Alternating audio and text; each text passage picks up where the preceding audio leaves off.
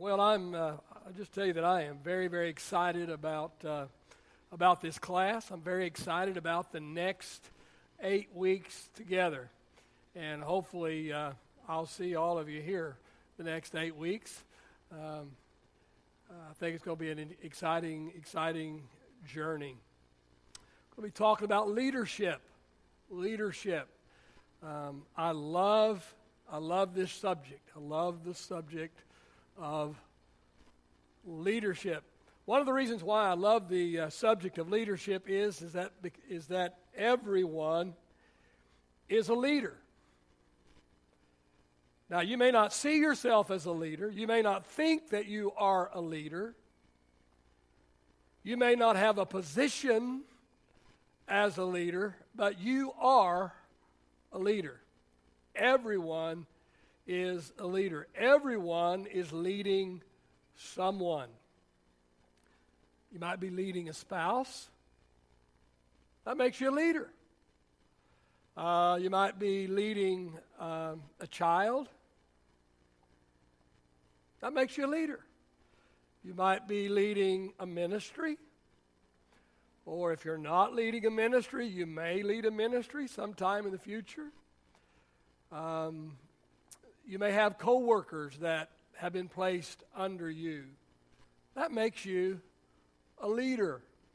You may have a friend who comes to you for advice and counsel. That makes you a leader. So that's why I'm so excited about this subject in this class, because it pertains to everybody. It's pertinent to everybody. Everyone is a leader. Everyone is leading someone. John Quincy Adams said, if your actions inspire others to dream more, learn more, do more, or become more, according to John Quincy Adams, you are a leader. Well, I would say even if you fail to make others dream more, learn more, do more, and become more, you are still a leader. You might be a bad leader, but you're still a leader. You might not be leading well, but you're still leading. Because anytime you have someone following you, you're a leader. I was just thinking today, I was thinking back to when I was in junior high, way, way back. Yeah, they had junior highs back in the 1800s when I was young. I was thinking today, way back in junior high, remember I was a preacher's kid. My dad was a pastor. And my best friend was the deacon's kid. Somebody said the reason why preachers' kids are so bad is because they're always hanging out with the deacon's kids. Well, actually, the reverse of that was true. I was a year older than him. I was like in 9th grade. He was like in 8th grade. And when I was serving the Lord, he served the Lord. When I wasn't serving the Lord, at least to the greatest capacity that I should be serving the Lord, well, he tended to follow me in any direction. We're leaders, aren't we? Someone is following. That makes us a leader. Somebody said, no man is an island. Everything we do, everything we say affects and influences others. Now, there are many, many different definitions for the word leadership. And there are hundreds of books written on the subject of leadership. And each writer has his own definition for the word leadership. My favorite is the one John Maxwell uses. John Maxwell is kind of the guru of leadership, been around for a long, long time. And his definition of leadership, I believe, is the correct one, or it's the one that I tend to believe in. That he says leadership is influence. influence. What is leadership? Leadership is influence.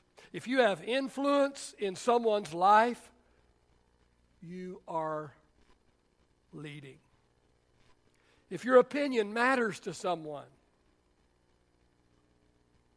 if your opinion matters to some organization, you are leading.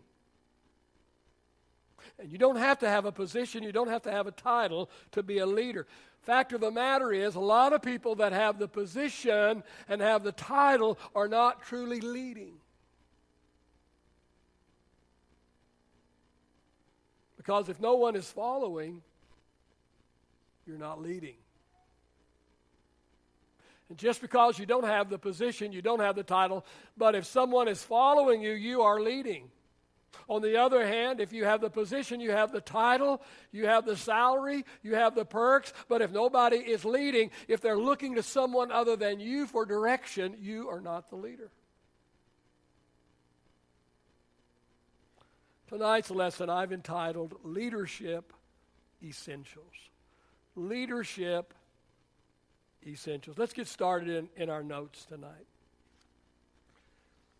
Leadership Essentials. What is essential? Absolutely essential for a successful leader. There are many, many things we could talk about tonight, but I've narrowed it to 3. Doesn't mean these are the only 3, but I've narrowed it for our time to 3. In your notes, it says, there are many things that a leader can get by without having. Many things, a host of things that a leader can get by without having. Because, see, these things he can either borrow from or delegate to others. Don't have to have all the answers to be a leader. Don't have to have all the talent. You don't have to have all the ability to be a leader. There's some things that are absolutely essential. The other things you can either borrow from someone or you can delegate to others. The fact of the matter is, no one is good at everything.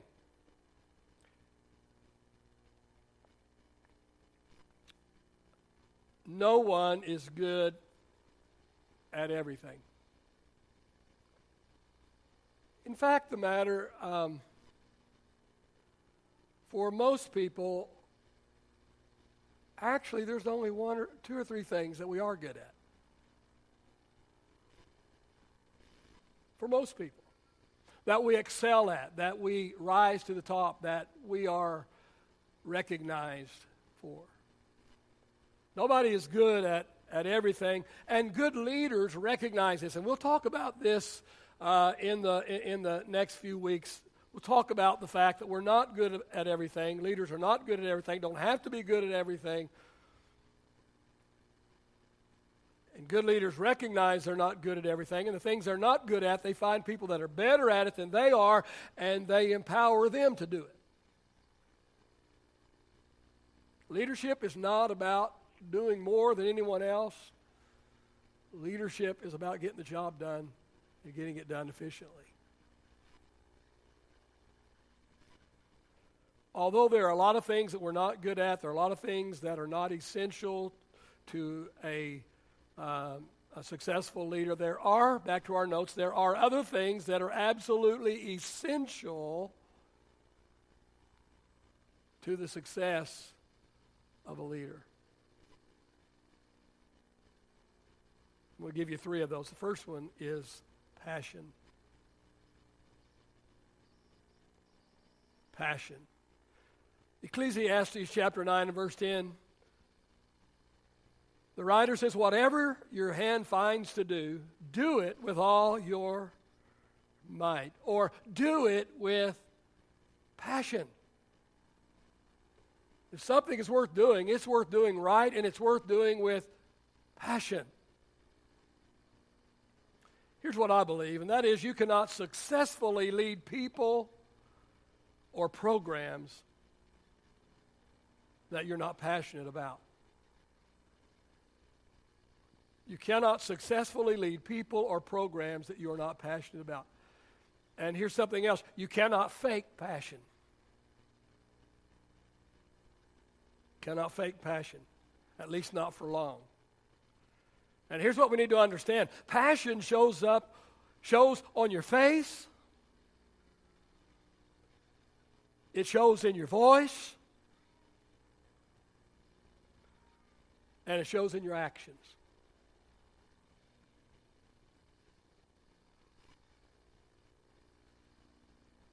Proverbs chapter 15 and verse 13 says, a glad heart makes a happy face.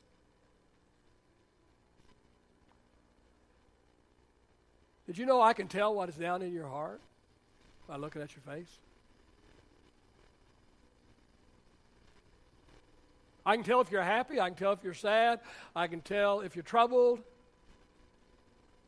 That's not I know about 1,000, not 100%, but the wisdom writer said, I didn't say it, the wisdom writer said, it's Scripture. A glad heart makes a happy face.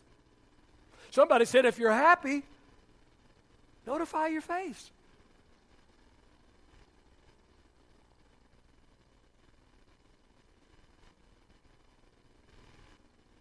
Passion shows on your face, in your voice, and in your actions. Eugene Ormandy was a conductor of the Philadelphia Orchestra. True story. He was so passionate about his conducting that once during a performance he dislocated his shoulder. He was so into it. Now that's passion. That is passion. Passion shows on your face, in your voice, in your actions. Lack of passion shows up here too. Here's something else that I've discovered, and that is you cannot be passionate about what you don't enjoy.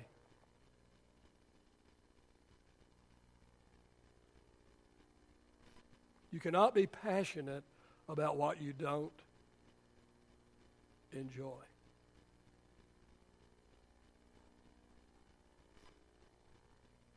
And let me just encourage you, life's too short to spending your time on things that you don't enjoy. And if you don't enjoy it, you're not going to be passionate about it. If you're not passionate about it, you're probably not going to do a good job. If you don't do a good job, you're not going to be successful. So find what it is that drives you. Find what motivates you. Find what you can be passionate about. Now, don't quit your, don't just, find something else first, okay? You can survive without passion, but you will never excel without it. You can survive without passion, but you will never excel without it. Many years ago now, I was pastoring a church. We'd been there about 6 years, and I just felt like it was time for a change. I felt like the Lord was going to do something different with me, and I felt it was time for a change, and so I had a board meeting, and I told my men, I said, guys, I just feel like the Lord's moving me on, and I'm going to resign. And I was doing what I just told you not to do, okay? But anyway, the guy said, "Where are you going, Pastor?" I said, "Well, I don't have anywhere to go." He said, "You don't have another church to go to?" I said, "No, I don't have another church. I just feel that I'm done here." And they said, "Well, man, don't resign until you have another place to go, man. Just stay here. We don't want you to leave. We don't want you to leave, and please don't leave, and please just stay here. And if you get an opportunity to go, candidate for another church, we'll release you to go do that, and maybe you'll go do that, and it won't work out, or you won't want it. Maybe you'll change your mind, blah blah, whatever. We just don't want you to leave. So please don't do this until at least you got somewhere else to go." So after a lot of persuasion, I said, okay. About 2 weeks into it, I had another board meeting. I said, guys, can't do this. Can't do this. I don't have any passion for this anymore. What I was passionate about, I'm not passionate about it anymore. God has released me. It's not fair to you. It's not fair to this church. It's really not fair to me because I'm doing something I'm not passionate about. You can survive without passion, but you'll never excel without it. Talking about leadership essentials. What is essential to leadership? As a leader, what must I have to be successful as a leader? Well, I believe, number one, you have to have passion for what you're doing. You say, well, Pastor, if I've lost that, how am I going to regain it? Well, let me help you out. 3 things you need to do. Talk about how to revive passion. First thing you need to do is you need to remember. You need to remember. Remember what, Pastor? Well, how bad you wanted what you have right now. Remember how bad you wanted to be whatever it is you are.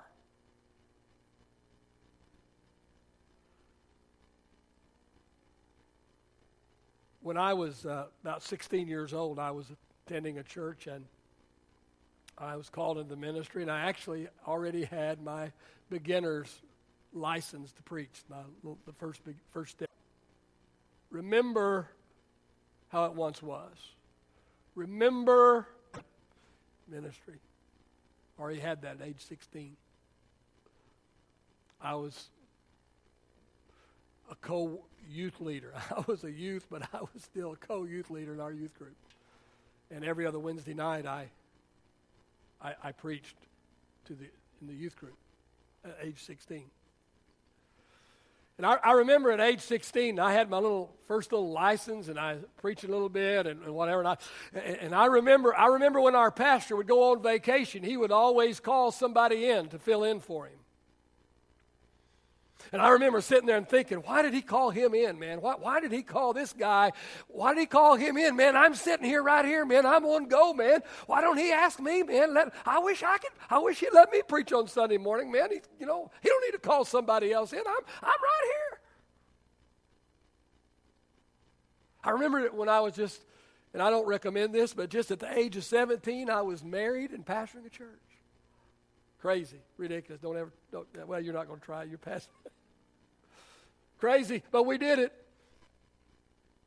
But I remember how excited I was, at 17 to get that first church, just a little tiny church, just a handful of elderly widows. But man, I'm a pastor, man. This is my church, man. This is my ministry, man. I remember the excitement. I remember how exciting it was. I remember how great it was. And I remember how excited I was about it.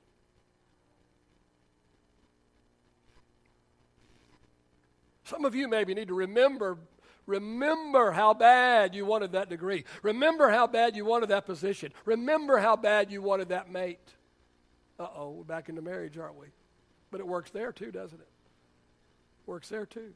Reviving passion. You need to remember. Remember how excited you were.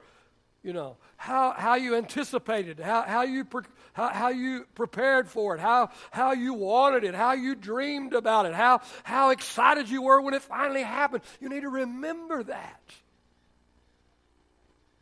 Remember it. I'll tell you how to remember it. Just lose it. Just lose it. I remember one time my wife and I made a mistake. We left a place we shouldn't have left. We left somewhere we shouldn't have left. And I'll never forget how I felt. I mean, it wasn't 30 minutes after I did it that I realized, man, I have blown this. I have messed up.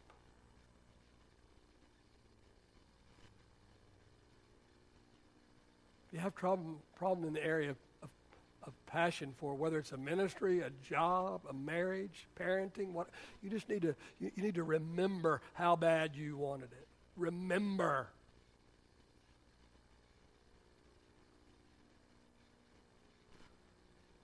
Coach Paul Bear Bryant, longtime coach of Alabama, loved football, lived football, breathed football, loved coaching. Paul Bear Bryant made this statement. He said, if I ever quit coaching, I'll be dead in 6 months. That's how passionate he was about what he did. He died 6 weeks after he retired. How do you revive passion? First of all, you need to remember. Second thing you need to do is you need to remove. Remove. What do you remove? Well, remove whatever it is that is draining your passion. Remove whatever it is that is draining your passion. It might be people. Now, if you're married, I'm not talking about divorce. But maybe you're hanging around the wrong people. Because people will either encourage you or discourage you. They'll either lift you up or they'll pull you down. They'll either help you or they'll harm you. We need to be careful who we hang around. Remove whatever it is that's draining your passion. It might be people, it might be procedures, it might be what you're doing. You know, you're so caught up in the nuts and the bolts of things that you're not able to do what you really designed and supposed to be doing. Maybe it's a place. Maybe it's a place.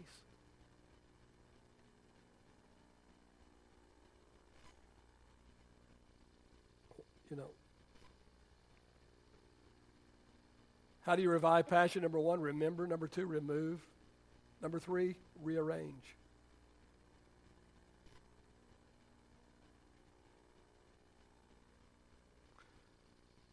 Little things, details that could and should be delegated and to others are consuming your time. Because here's what we need to understand as leaders. This is what we should understand as leaders. We should eventually, say eventually. As leaders, we should eventually get to the place where we only do what only we can do. If you're going to be an effective leader, if you're going to excel in leadership, you're going to eventually, and it's going to take some time, but eventually get to the place where you are all you are doing is all you can do. If somebody else can do it, then they ought to be doing it. Now, I understand if it's a one-man band. I understand that. It's a process of time. But even if it's a one-man band, if it's a one-man show, that's what you recruit volunteers and help, right? Leaders should eventually get to the place where they only do what they can do. Everything else gets delegated. Leaders eventually should get to the place where they only do what they do best. Only do what they do best. Because you're going to be most productive. Are you going to be very productive in doing a little bit of everything? You're going to be productive in discovering your gifts, talents, and abilities. You're going to be productive in finding out those 2, maybe 3 things that you do well, that you do exceptional, that you do better than the average. Then hardly anybody and nobody in your organization can do it as good as you. Discover what those 2 or 3 things, maybe one thing is, and then eventually get to the place when that is all that you do. Everything else is delegated. Everything else is done by the volunteers, the staff, the help. Eventually getting to the place where all you are doing is the number one thing that adds the most value to your organization. I'm not too good to sweep or mop. I've swept, I've mopped churches. I'm not too good. I'm not too good to stack chairs. I've stacked 1,000 chairs. Not too good to do menial labor. I'm not too good. I'm no better than anybody. I'm not too good to do manual labor, but I'm too valuable. I'm not being egotistical. I'm just saying that's not where I add value to my organization. I can hire somebody to sweep a floor. I can ask someone to stack some chairs. I can, delegate. So that I have time, because if I'm stacking chairs and sweeping floors and cleaning the toilets, I don't have time to study. I don't have time to pray. I don't have time to dig. I don't have time to read. I don't have time to develop my skill and develop who I am and who God wants me to be. Does that make sense? Eventually getting to the place where where the leader does is what he does, what he adds the most value to his organization. Here's what we need to understand. People are passionate about what they are good at. People are passionate about what they are good at. And they are good at what they are passionate about. All right. So we're talking about leadership essentials. A leader needs a lot of things, but there are some things that are absolutely essential, things that I'm talking about to be a successful leader. And the first one is he must have some passion. He must be excited. He must be driven about what he's doing. Second leadership essential is persistence. Persistence. Proverbs chapter 12 and verse 24 says, work hard and you'll become a leader. Be lazy and you'll become a slave. Verse 27, lazy people won't even cook the game they can. Anybody can be the leader when everything is going well. Reason why leaders come and go a lot sometimes, you know. Reason why some pastors leave after every year and a half. Because they have the honeymoon time, you know, where he's the new person, the new kid on the block, you know, and everybody's excited, you know. But the diligent will make use of everything they find. And Proverbs 24 and 10 says, if you fail under pressure, your strength is too small. Here's what I've discovered. Anyone can lead when all is well. Somebody said the new broom sweeps cleaner, but I say the old broom knows where the dirt is.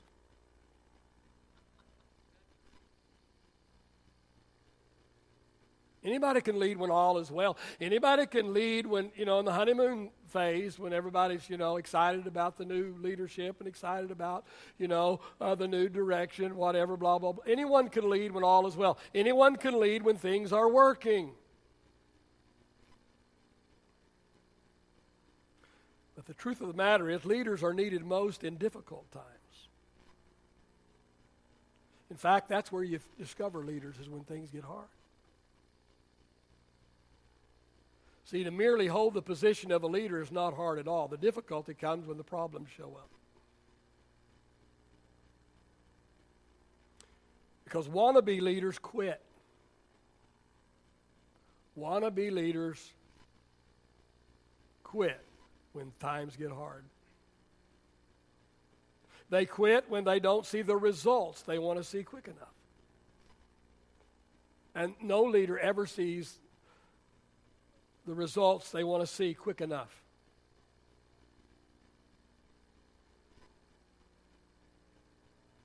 Wannabe leaders, they quit when they get criticized or feel unappreciated. Wannabe leaders quit when they get criticized or feel unappreciated. Let me tell you, if you are a leader, you will be criticized. Every time I make a decision, I make some people happy and some people unhappy. I make some people glad, I make some people sad. It's the nature of being the leader. If you're the leader, you have a target on your back. If you're a leader, the people in the cheap seats who have never played a down of football their entire life,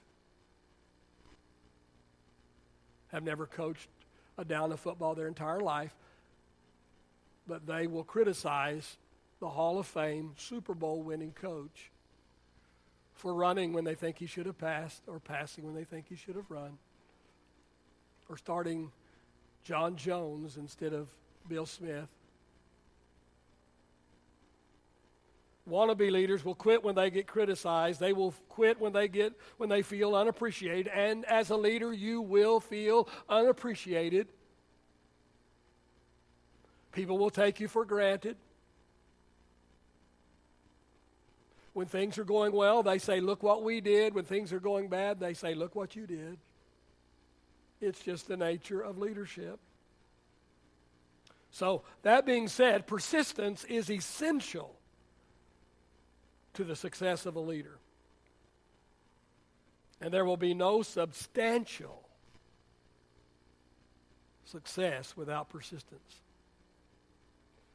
What we need to understand is leadership is a marathon, not a 100-yard dash. Leadership is a marathon, not a 100-yard dash. How many know what the 3 laws of the harvest are? 3 laws of the harvest? Write these down. Three laws of the harvest. The first law of the harvest is you reap what you sow. You reap what you sow. If I sow corn, I'm going to reap potatoes. Right? Cucumbers. Right? What am I going to reap? I'm going to reap what I sowed, right? I'm going to reap what I sowed. Second law of the harvest is you're going to reap more than you sow. You're going to reap more than you sow. I mean, why would you put the effort into sowing if all you were going to get back is what you put in the ground? That would be kind of silly, wouldn't it? No, you reap more than you sow. That's a law. It's a law of the harvest. You reap more than you sow. And the third law of the harvest is you reap later than you sow. The reason why some people never reap is that they sow and then they don't see anything coming up, and so they go dig it up and see if it's okay.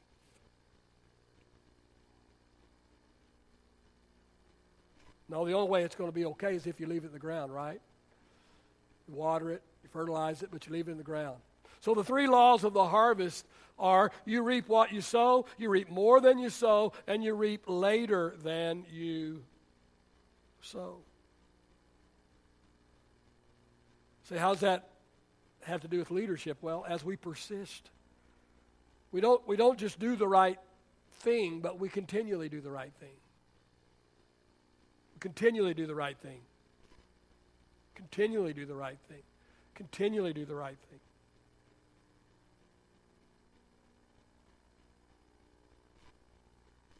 And in time, in time, we will reap not only what we sow, but we will reap more than we sow. Talking about leadership essentials. What is absolutely essential to leadership, to successful leadership, to becoming a successful leadership? I've given you 2. It will take passion. It will take persistence. And the third quality you must have in order to succeed as a leader is persuasion. Persuasion. Proverbs chapter 16, verse 23 says, the words of the wise are persuasive. Words of the wise are persuasive. I said it earlier, but John Maxwell says leadership is influence. Leadership is influence. I believe we can also say then that leadership is persuasion. And we need to understand that position, we've talked a little bit about this already, but position is the lowest level of leadership. Let me tell you, if you have to tell somebody you're the leader, you're not. If you have to constantly remind someone of your position of leadership, you're not the leader. Because position is the lowest level of leadership. Because even though you may have the position, if people are not following you, you're not the leader. If you have the position and they're looking to somebody else for advice, looking for somebody else to lead, then they're the leader, not you. You may have the position, but they're the leader. John Maxwell says this, I love it. He says, he who leads and has no one following is only taking a walk. He who leads and has no one following is only taking a walk. A lot of people think they're leading, but nobody's behind them. Nobody's following. They're just taking a walk. And you cannot persuade someone else unless you are persuaded yourself. So let me talk a little bit tonight about how to be persuasive, how to persuade people. If it is essential as a leader to be persuasive, if it is essential as a leader, in order to be a successful leader, to persuade people, how do I do it? Well, let me give you four things here. 4 things it will take. How to persuade people. Number 1, you need relationships. Number 1, relationships. Proverbs 27:17 says, as iron sharpens iron, so a friend sharpens a friend. Here's what you better understand. People buy into the person more than the project. I could add even more than the product. People buy into the person more than the project, more than the product.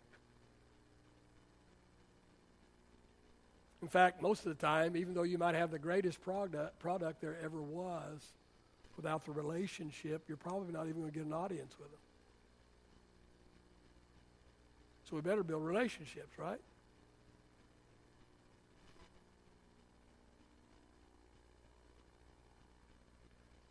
Twelve and a half years ago, I came to this church. And for whatever reason, as nice and sweet and likable as I am, there were 2 people in this church that didn't like me. It was obvious. It was evident. They did not like me. Can you believe that? It's nice, easygoing, laid back, sweet as I am, that anybody wouldn't like. But there were 2 people in this church that didn't like me. Now, you have to understand, church was a lot smaller 12 years ago, about 80 people. Now there's 480, but about 80 people. So it's pretty evident, that these 2 people didn't like me. Very critical of me. Today, both of these people are some of my biggest supporters and biggest fans. Why? I built a relationship with them. One of these people said to me after a few years, a person who used to come to me quite often with criticism, one day came to me and said, Pastor, you have a great heart. You have a great heart. I built a relationship with these people. If people don't buy into the person, they're not going to buy into the product. They're not going to buy into the project.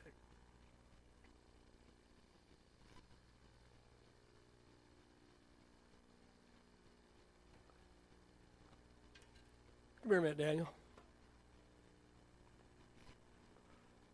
All right, we're in a boxing ring now, all right? We're in a boxing ring, all right? Okay? All right, you're just beating me up. I mean, I'm just getting beat up. So if I'm getting beat up, what should I do? Should I push him away? Should I push him away? No, he's just going to come at me, isn't he? He's just going to come at me. But if he's beating me up, you know what I need to do? I need to grab him. I need to hug him. I need to, now hit me. Come on, go ahead and try. Hit me, Daniel. Hit me. Come on, hit me. Come on, hit me. No, try. Really try. Come on, try. Come on. Okay, now not too hard because you're stronger than I am. But if I was as strong as he is, you couldn't hit me, could you? No. If I was as strong as you are and I'm holding it. I mean, even me, not nearly as strong as you are, it's hard, isn't it? Very difficult. Very difficult for you to hit me when I'm holding you, when I'm keeping you close. And that's a problem that most of us do, and it's a problem that I've done in the past. That is when somebody, had a problem with me, or, somebody, was coming at me, I'd have a tendency to push him away, have a tendency to, get as far away, keep him as far away from me as possible. But I've learned over the years, take me a long time, but I've learned over the years that I'm not going to get anywhere with those people like that. The way I'm going to get to those people is I get as close to them as I possibly can. Because as I get close enough to them, they can't hit me. That makes sense. The other person that didn't like me, they didn't like me because they didn't like my preaching. I can't imagine anybody not liking my preaching, man. I mean, I love my preaching so much, I buy my own CDs, man. I'm kidding, all right? But this person didn't like my preaching. You know what? I built a relationship with that person.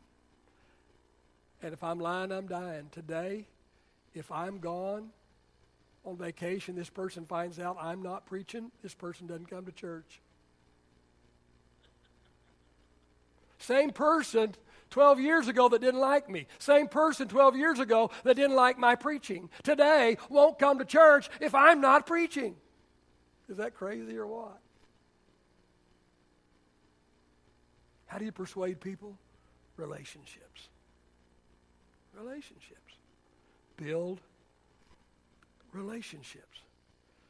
Let me tell you that relationships opens doors for you. It's true. It's true what we've heard all of our life. It's not what you know, but who you know. It's true.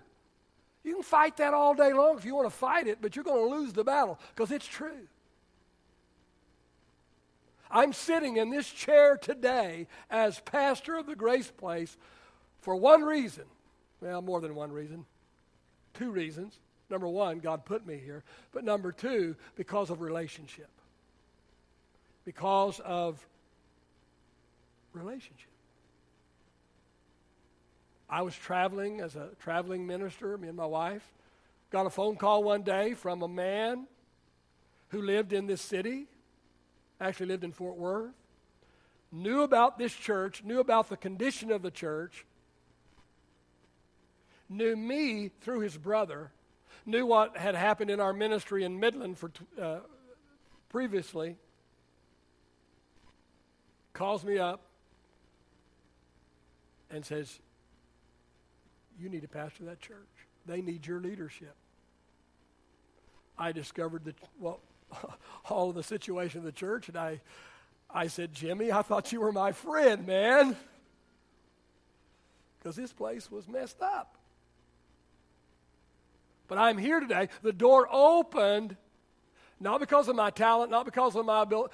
It opened because of a relationship. Relationship opens doors that will never otherwise will never be open. Something else about relationship. Relationships provide funds for your projects. I'm thinking of a pastor right now. I won't call his name, but he's a good gentleman. But this man is not a very good preacher. I mean, as far as pulpit preaching, I'll tell you how bad he is, actually. He called me one day and he said, he said, last Wednesday night, he said, after church, I went home and he said, I told my wife, I just preached the worst sermon that's ever been preached in the history of preaching. He said, but the next Wednesday night, I topped it. That's pretty bad. And it's true. The man is not a good pulpit speaker. He's not a good speaker. He's not a good he's a good man. He's a good pastor, but he's not a good preacher. He's not good at challenging the crowd. He can't challenge the crowd to give an offering, a big offering for a project. He's not good at raising money to build a building, but he's awesome at one-on-one relationships. And although he can't take up $2 on Sunday morning for a special project through his preaching or through his presentation, but through his relationships. I've watched him over the years, and I've seen people give him a check for $100,000. I've seen one man twice give him a check for $350,000.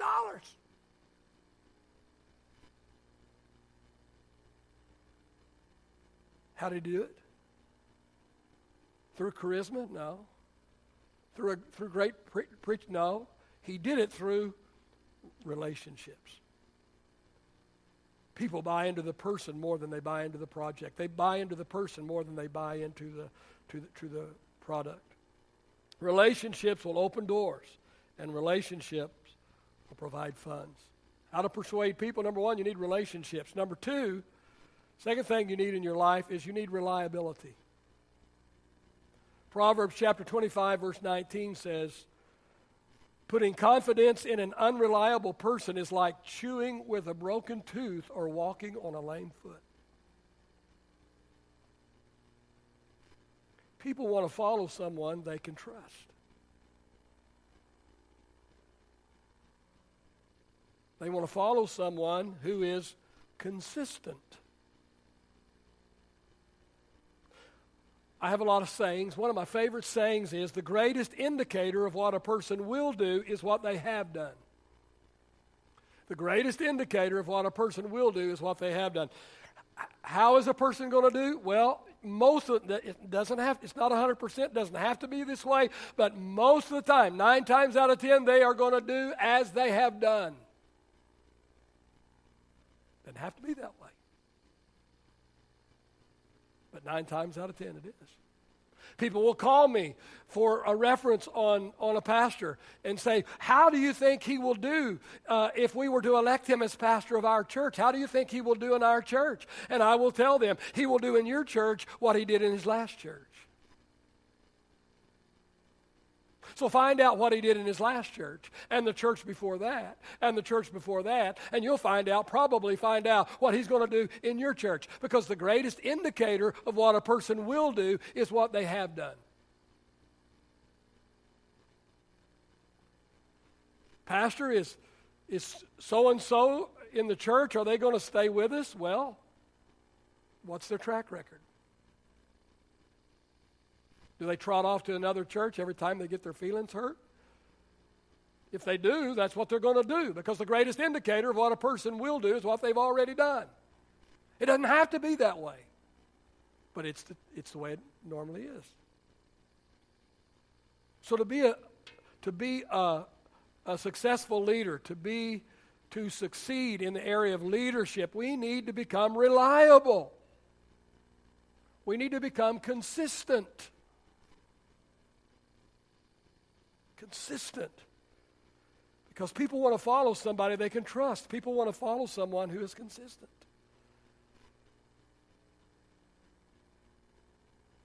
How do we persuade people? Well, number 3, you need respect. Respect. Proverbs 20:7 says, the godly walk with integrity. Blessed are their children who follow them. See, people don't have to like you in order to follow you.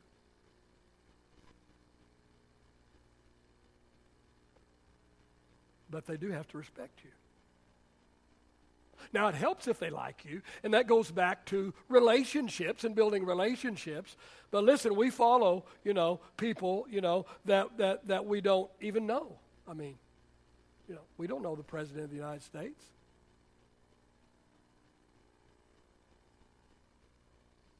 We don't know the governor. We don't know the police chief. People don't have to like you in order to follow you, but they do have to respect you. And so we need to earn the respect. We need to be respectful. We need to earn the respect of people, because if we don't earn the respect of people, then they're not going to follow us. And if they're not following us, then we're not leading. Pastor, my wife won't follow me. Well, have you earned her respect? Because if you haven't earned her respect, not going to follow you. She won't follow you until you earn her respect. A couple of years ago or so, I lose track of time. A couple of years ago or so, a man in our church walked up to me one night, and he said, and he got in my face. And he said, "Pastor, I've been watching you." I said, "Okay." "I've been watching you." Okay. I didn't know what to expect. I had no idea what was coming next. I didn't think it was going to be good. He said, "I want to thank you because I've watched you." And he said, "You practice what you preach. Practice what you preach. I've watched how you live, watched how you treat your wife, how you treat your kids, how you spend your money, what you drive. You practice what you preach." Thank you. Results. Proverbs 22 and 29 says, "Do you see any truly competent workers? They will serve kings rather than working for ordinary people." Result. Whew. Got by that one. Until you earn the respect of people, they're not going to follow you. Amen? And the last one tonight, we'll wrap this up here in about 5 minutes, is results. People want to follow someone who has done something. People want to follow someone who has done something. People want to follow someone who is ahead of them. I mean, if they're not ahead of them, how can they follow?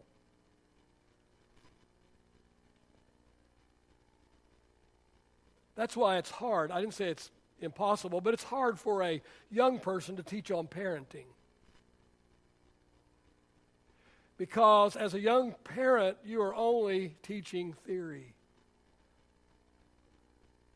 Sorry, but you are. You're only teaching theory. You're only teaching out of somebody's book. And that's not all bad. I'm not saying it's all bad. But it's hard, or at least harder for a young person to teach on parenting because they hadn't been there, done that, bought the T-shirt yet.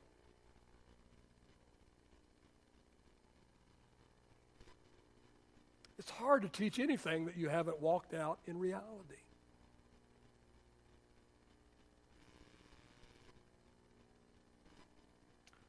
Because people will only listen and follow it so far.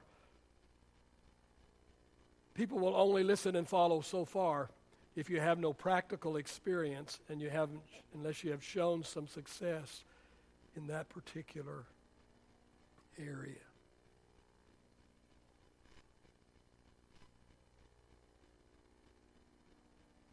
The reason why our church voted nearly unanimously to change the name from New Bethel to the Grace Place, to move out of the building next door and build this building here, primarily the reason is because of the results of the past. What we had done in the past had proven successful. And so since our leadership, the leading of our leadership has brought success thus far, well then, you know what? We can trust our leadership to lead us further. That makes sense? So we're talking about essentials of leadership. A lot of things we could talk about tonight, but I believe these are three essentials. You got to have passion. You've got to have a passion for what you're doing. If you don't have a passion for what you're doing, you either need to revive that passion, or you need to find out what it is that you are passionate about and go do that. Daniel, can I share your story?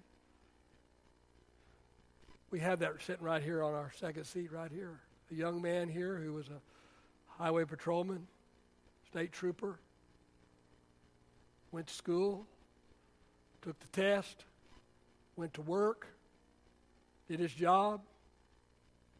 Sure, he did his job well, but discovered that's not where his passion was. Discovered that that wasn't where his heart was. This young man was wise enough to figure out, I'm not going to spend the rest of my life just making a living. I want to make a difference. And so he's discovered where his passion is. And so he's going a different direction. He's taken some steps. He's taken a test. He's made application.